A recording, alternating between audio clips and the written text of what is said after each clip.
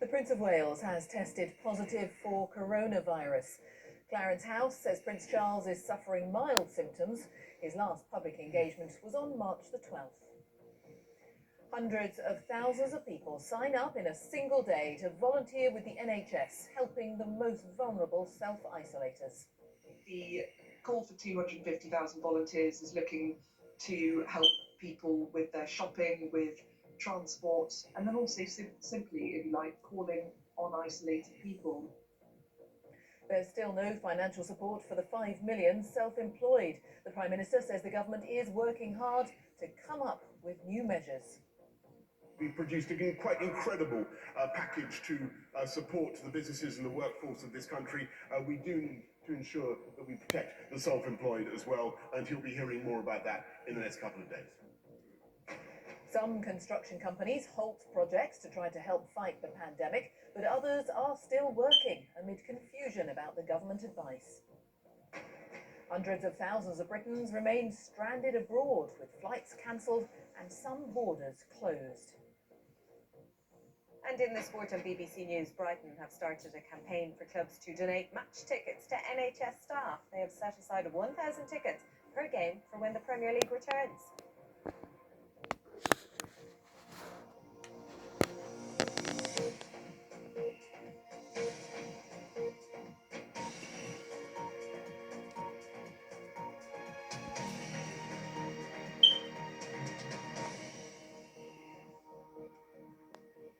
Hello, good afternoon. Welcome to the BBC News at 1. The Prince of Wales has tested positive for the coronavirus. Clarence House says Prince Charles, who's 71, is displaying mild symptoms but is otherwise in good health. The Duchess of Cornwall has also been tested but doesn't have the virus. Also today, concerns are being raised that there is no support in place for self-employed people. We'll talk more about that later in the programme. Meanwhile, an appeal launched yesterday for 250,000 people to help the NHS through the coronavirus crisis has already exceeded its target. The volunteers are needed for delivering food and medicines to people's homes and driving patients to appointments. Our first report this lunchtime is from our correspondent, Richard Galpin. The 71-year-old prince, who has a busy schedule, had his last public engagement on March the 12th, when a palace source said he also saw the Queen. It's understood he became contagious the following day, and after then he'd had a small number of meetings. He and the Duchess of Cornwall are currently in Balmoral in Scotland and are both self-isolating. He tested positive on Monday after showing mild symptoms, but it's thought unlikely it'll escalate into a more serious case. Meanwhile, the NHS appeal yesterday afternoon for a volunteer army has been hugely successful. By 9:45 this morning, they had more than they'd asked for. 252,000 people had joined up. In times like this, as the Chief Medical Officer has already said, we see outbreaks of altruism, people wanting to help. So it's a wonderful response in the same way that all those doctors coming back, nurses saying they'll come back. I'm bowled over by it. The volunteers' role is to help the most vulnerable people in the country who have to remain at home for 12 weeks to avoid being infected by coronavirus. The call for 250,000 volunteers is looking to help people with their shopping, with transport. If they have a DBS qualification, then they can help with patient transport. And I understand, of course, that the black cab drivers, especially in London, are hoping to be mobilised in that respect because their vehicles are more secure. And then also simply, if you like, calling on isolated people, making a phone call, keeping people in touch. Proving less successful is the government's decision to allow construction workers to keep working to help the economy. But several firms say they're closing. It's extremely difficult to adhere to the government advice for workers to keep 2 metres apart from each other. In Scotland, construction's being halted. In Westminster, there's still no change.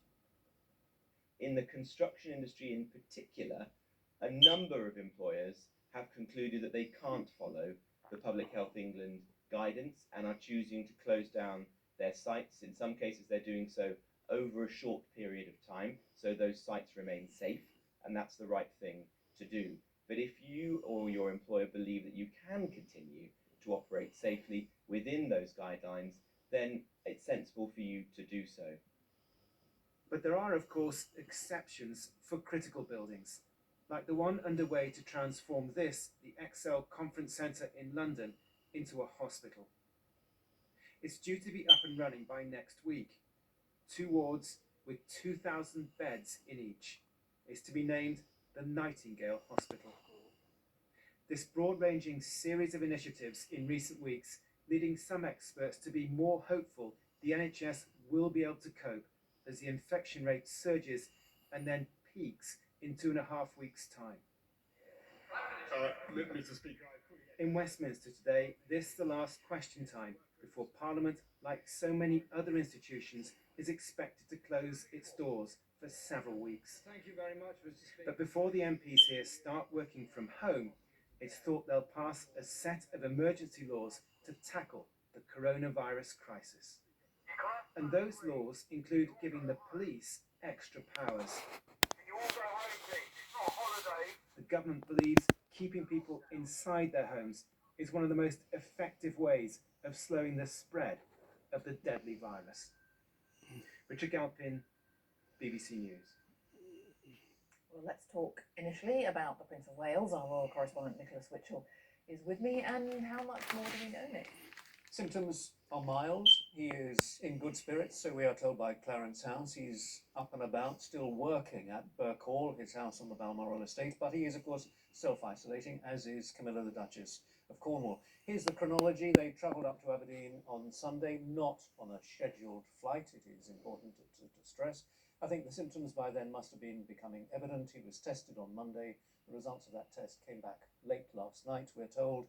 His was positive, hers was negative, so they are self-isolating at Burke Hall. Important, I think, to say that he last saw the Queen briefly on the 12th of March, as the package reported, and she is in good health, according to Buckingham Palace. She is at Windsor, of course. She's been joined there by the Duke of Edinburgh, who's come down from Sandringham. But everybody is very mindful of the fact that she is just about a month away from her 94th birthday. The Duke of Edinburgh is 98, so particular concern and care and precautions obviously being taken. She is following all the appropriate advice, and one must assume that other members of the family are doing likewise. All right, thank you, Nicholas Witchell. Well, about 5 million people in the UK are self-employed, and there is increasing concern that there is still no financial support in place to get them through the coronavirus crisis.